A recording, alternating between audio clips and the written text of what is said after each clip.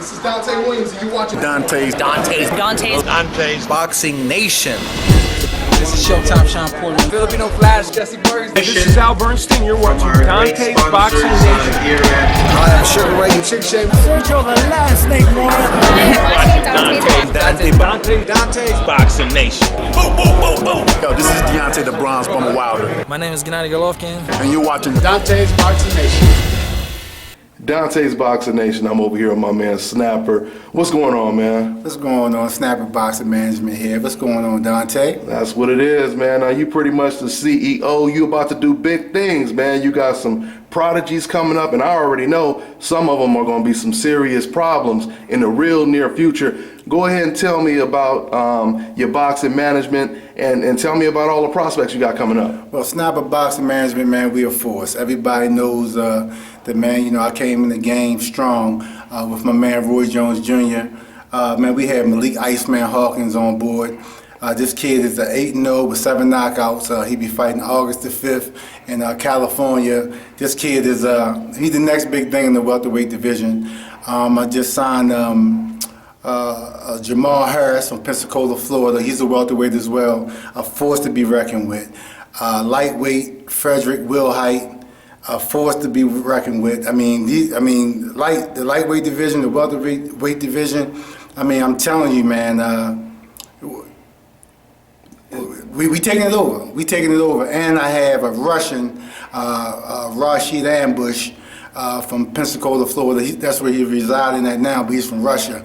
And you know, one of Roy's prodigies. You know, matter of fact, all three. And we're doing big things in the boxing world right now, Dante. And nobody's going to be able to withstand what Snapper Boxing Management bringing to the table, 2016 on out. Mm-hmm. How long you been knowing Roy? Let everybody know your relationship you have with Roy. Me and Roy have been friends for some years now. And, you know, one thing about what people don't understand about Roy, Roy keeps his word. If Roy tell you something, man, believe it. He's the only person that I've met in boxing thus far that with his Hall of Fame status, you know, he's just like me or anybody else, you know, in this world, man. He don't, you know, he don't get off on that Hall of Fame. Roy is just Roy, a regular person, and he's just a good guy, one of my best friends in the world.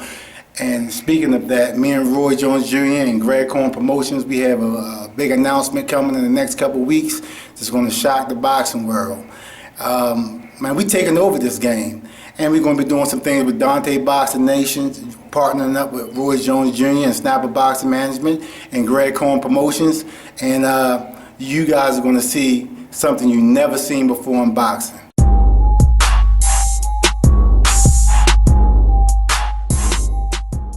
Now, Malik Hawkins, you know, he didn't came up with Gervonta Davis. Mm-hmm. They grew up together. He one of the hottest prodigies out there.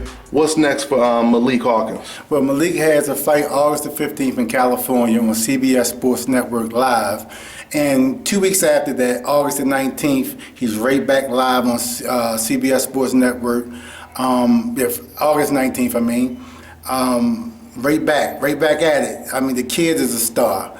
And remember when I tell you this, the fight for Malik in the future is going to be Earl Spence Jr. And believe me when I tell you, remember where you heard it first, Snapper Boxing Management, Malik will be champion and he will be a force to be reckoned with, as well as the rest of my guys. When you see Snapper Boxing Management, know that everybody that's underneath my stable is killers. Mm-hmm. Yeah, y'all going to be hearing a lot about Malik. He's no joke, man. So let me ask you about some of the recent trending topics right now. We just found out that Gennady Golovkin, he's going to fight against Kell Brook. What do you think about the middleweight champion fighting against the welterweight champion? Does he have a chance? I mean, what's your take on that? Absolutely not. He doesn't stand a chance against Golovkin. They make weight classes for weight divisions for a reason. And I'm gonna say this, you know, these guys be so desperate to I can't say the money to prove a point. You know, they'll go out their character and go out their weight divisions just to prove a point. And I think it discredits their you know, themselves from being truly who they are in their weight division. So and at the end of the day, I think he has no chance. No chance at all. No chance at all. And why do you think, because I'm going to ask Roy about this, but it was funny because I asked your boy Roy right after Golovkin had knocked out Dominic Wade. Was it Dominic Wade? Yeah, Wade. Yeah, okay. I mean, I just spoke to Dominic today, too. Yeah. Right after he knocked out Dominic Wade, we asked him, what's next for Golovkin? And he said it's going to be Canelo. You know, he's going to fight Canelo, and that didn't happen. Now Canelo, who said he wanted to fight Golovkin after he beat Amir Khan, now he's fighting Liam Smith, and he vacated his belt and gave his belt to Golovkin. What's your take on that? Why do you think he decided not to fight Gennady Golovkin? Because Canelo has nothing to prove. Neither does Golovkin. I feel as though that what I just said about weight classes and weight divisions, stay where you at. Stay where you're most comfortable. Because at the end of the day, going up in weight to fight him isn't going to make Canelo or break him. I honestly believe that he should stay where. I think he did the right thing. And when the time is right and he feels as though that he want to take that payday, because that's the only thing it would be for, then I understand why he would take it. But right now he doesn't. They don't need each other. You don't think so? No, I don't think so. And my only thing, Snapper, is I don't see why he would actually call him out after the Khan fight and say, I'll fight him now, and, us Mexicans ain't scared of nothing. My whole thing is if you're going to fight at 154, just tell people that's the weight I want to fight at, or 155, and just clean up that division. You know what I'm saying? Well, at the end of the day, Golden Boy is Golden Boy for a reason. And they're going to protect their Manny Pacquiao. Yeah. And to them, it makes more sense for him to go out, go and clean the division that he's in and go up and take a chance. And they know he may lose. Mm-hmm. The good big guy always beat the better, the little guy. The good little guy. So I mean, that's at least history. 9 times out of 10. So yeah, I hear you, man. I hear you. So, and also Roy Jones, he's going to have one last fight. Talk about that a little bit. Yes, he has one last fight, August the 13th in Pensacola, Florida, for his fans and friends and family. And I want everybody to support Roy. Roy is a living legend, and keep the negative comments to yourself. The man has did anything and everything in the boxing world, and he even paved the way for Floyd Mayweather and the rest of these boxing guys out here today, the Malik Hawkins and the Devin Butchers and the Freddie Wilheights and the Jamar Harrises and everybody else, man. So give him his just due, and Roy deserves that. And I feel as though that the boxing world need to come together and support this man on his last hurrah. Yeah, and I'll say this too. It's unfortunate that Roy didn't have the type of social media that exists today too, because I think that would have really propelled, his status, and a lot more people would, really know what kind of beast he was back in the day, because Roy Jones, he was a beast. Yeah, and it's funny you said that. Every time I talk to Roy, he said, if I had the social media like Floyd Mayweather had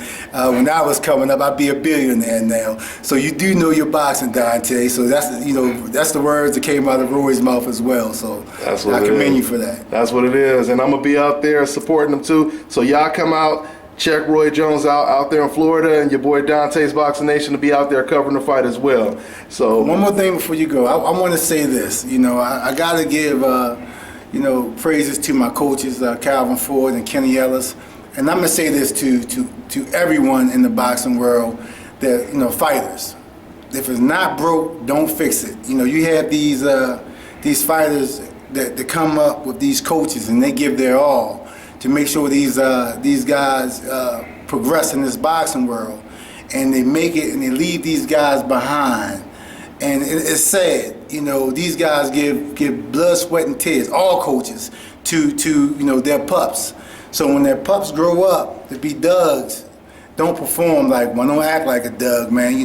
Stay loyal, stay firm to your team. If it ain't broke, don't fix it. Don't fix it. Mm-hmm. Yep. Hey, you heard it from my man Snapper, man. Anything else you want to say? Anything else on your mind, man? Only thing I want to say is you're watching the best boxing guy in the business, Dante Boxing Nation, and we're going to be doing big things with Dante in boxing, Roy Jones Jr. and Greg Cohen Promotion, and I'm telling you, we have a big announcement. And I'm stuttering a little bit because I'm so excited about what I have to come for the boxing world. I'm here to bring boxing back. Everybody knows me, know my accomplishments I made in a short period of time, being on the out front of boxing, not behind the scenes like I was before.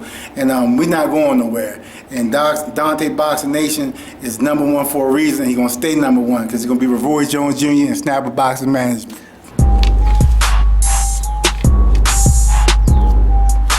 Love that.